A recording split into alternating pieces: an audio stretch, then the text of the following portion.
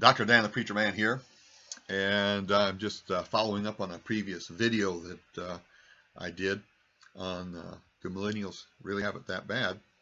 And the reality is every generation will have challenges when it comes to finding employment based on the circumstances and the economy of the time that they live in. And it's going to vary.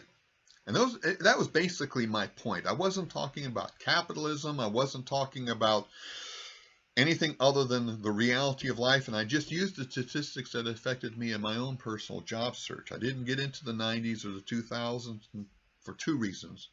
One, I had steady employment from 1992 on, and two, I didn't trust the government figures for that period, and I won't go into that. Okay, I'll let you come to your own conclusion, but I'm an independent.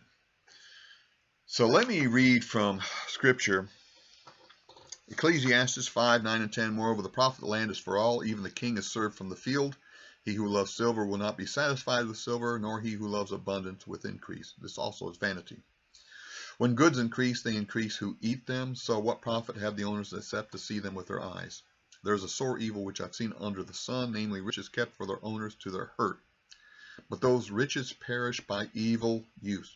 Key in there. And he brings forth a son, and nothing is in his hand. So I want to just focus on those from that portion of Ecclesiastes 5, verses 9, 10, 11, 13, and 14. Because the key is evil use. Okay? Corporations in and of themselves are not evil. People in corporations turn them to be evil. Government in and of itself is not evil. People in various places in government have the potential to bring about evil. Okay? People. Because what is government? What is a corporation? What is a business? They are all social constructs. They are all people organized for certain purposes. Okay? Let's make that clear. People are the problem of corporations. People are the problem of government. People are the problem in businesses. Okay? With that said, then we have a better understanding. You know, business cycles can be impacted by the decisions of people. Government can influence the business cycle. Businesses can, through their practices, can have an influence. Let's talk about the evil of corporations for a moment. If you want to call all corporations evil, but they're not. Some are and some aren't because of the shareholders. See, that's the key. A business decides to incorporate, and they decide to share ownership. So that's where the idea of capitalism comes in. People invest. They provide the capital so the business can be built. Okay? And so the people that invest expect a return on their investment.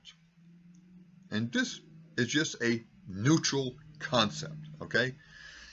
It's beneficial for those who say, look, I'm going to help Charlie out start up his business. He's getting incorporated. I'm going to I'll buy 10 shares. So I'll give him $1,000, $100 a share. Okay? So now I have 10 votes. And so when there's a shareholder meeting, I can show up or I can have someone vote for me by proxy. And so how a corporation functions, okay, it's based on how the shareholders will move the board of directors or however they're governed in a certain direction, okay? And a lot of people that criticize corporations, and I have a couple people I know quite well who criticize corporations all the time, also have very good stock portfolios. That means they're capitalist. Do I sense hypocrisy? These persons who sit there and say these evil corporations ought not to be doing it, then they rush over to their computer and they're looking at their stock portfolio and see if they've made money. Do you see the hypocrisy? People are the problem. It's as simple as that. And people will try to take money from other people. I mean, we know, I can just throw out the word scammers, con men. And this is what is part that Solomon talks about there's a sore evil which is seen under the sun, that riches kept for the owners to their hurt. In other words, no matter how hard you strive to keep your own wealth, something's going to happen. The evil here could be disaster, or the evil here could be, the hurt could be actually someone trying to take from you.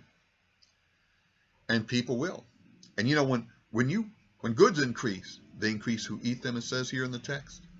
Well, when a business grows, that means there's more people supported by that business. Makes sense, doesn't it? You want a business to grow. You know, people want to have opportunities to work because they want to support their families. If you're a farmer and your farm increases, you're going to have to hire more people to come along and help you. And of course, they're being fed in a sense because you're paying them and they go support their families. But this also can attract other kinds of people, people who want to steal from you, con you, scam you. And probably the classic example is the one who wins that $1 million lottery. The ones you see in the picture, you see in the papers with their picture, you know, with the big check for $1 million, or maybe it's $10 million. And people come out of the woodwork. Hey, I'm your second cousin twice removed. Cousin? With their hand out. Happens all the time. I once did a study on lottery winners, and the results are sad. So many of them at the end of their 20 years that they received those funds end up worse off than they were before they bought that ticket, because people try to take from them, because people are selfish and sinful and want the quick money. People throughout history, and I'm not talking about these United States, just study history. There was a time of they had a group of guys one time in the Middle Ages called robber barons. These individuals were landed gentry, and they were robbing people that were traveling through their lands. A terrible thing. So, I'm not brainwashed. I'm just biblical, pointing out the fact that, yes, business cycles are going to happen, and we need to prepare well, and we need to be wise in all that we do. Take care, and God bless.